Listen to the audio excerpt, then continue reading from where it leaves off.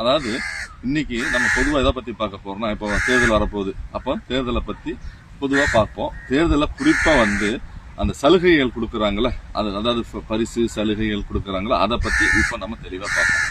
அதாவது இப்போ 2 வகையா பிரிக்கணும். தேர்தலுக்கு முன்பு, தேர்தலுக்கு பின்புன்ட்டு. தேர்தலுக்கு முன்பு வரை, அதாவது அனௌன்ஸ் பண்றதுக்கு முன்னாடி வர அந்த வேட்பாளரோ அந்த அரசாங்கமோ எந்தவித சலுகையும் மக்களுக்கு அறிவிக்கலாம்.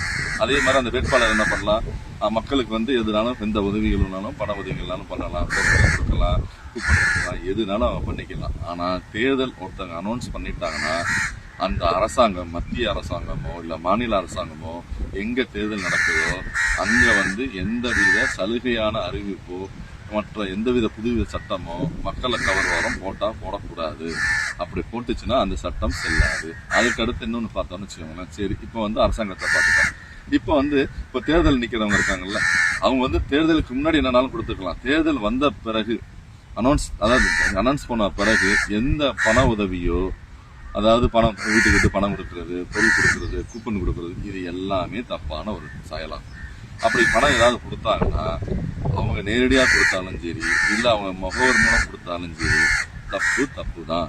அவங்க அதே மாதிரி வாங்குறவங்க மேலேயும் தப்பு. சட்டம் என்ன சொல்லுவாங்க, எனக்கு சட்டம் தெரியாது இல்ல அப்படின்னு சொல்லி தப்பிக்க முடியாது. அதே மாதிரி அவங்க பணம் கொடுத்தாங்க நான் வாங்கிட்டேன்னு சொல்லி தப்பிக்க முடியாது. சட்டத்துக்கு குற்றத்துக்கு யார் உடந்தையா இருந்தாலும் அவங்களும் குற்றவாளி தான்.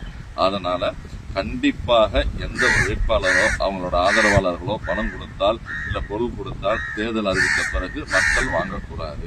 அப்படி வாங்கிட்டாங்கன்னா மக்களும் ஒரு குற்றவாளியாக கருதப்படுவாங்க. சரி, அப்படின்னா என்ன தண்டனை கொடுப்பாங்கன்னா அவங்க மேல எஃப்ஐஆர் போட்டு அவங்கள கைது கூட படக்கூடிய சூழ்நிலை வரும். இது வேட்பாளருக்கு மட்டும் இல்ல, அவங்க பிரதிநிதிக்கு மட்டும் இல்ல, வாங்குறவங்களுக்கும் தான் கண்டிப்பா வரும். அதனால கண்டிப்பா யாரு ஓட்டுக்கு பணமோ பொருளோ கொடுத்தால் வாங்க வேண்டாம். அதே மாதிரி இந்த தேர்தலில் என்ன பண்றாங்கன்னா, ஒரு 70% 80% மக்கள் தான் ஓட்டு போடுறாங்க.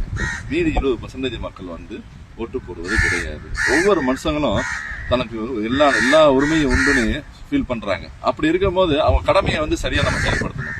அந்த 20% மக்கள் ஓட்டு போடாதனால யாருன்னா தவறான ஒரு ஆள் பதவிக்கு வர வாய்ப்பு இருக்கு. அதனால 100% மக்கள் ஓட்டு போட்டாதான் ஒரு சரியான நபர் தேர்ந்தெடுக்கப்படுவார்கள். அதனால என்ன சொல்றேன்னா, பொதுவா எல்லாருமே ஓட்டு போடுங்க. ஓட்டு போடுறதுக்கு நம்ம கடமை. எப்படி நமக்கு உரிமை நம்ம கேட்டு வாங்குறோமோ, நம்ம உரிமையை போராடி வாங்குறோமோ, அதே மாதிரி கடமையை நம்ம கண்டிப்பா நிறைவேற்ற வேண்டும்.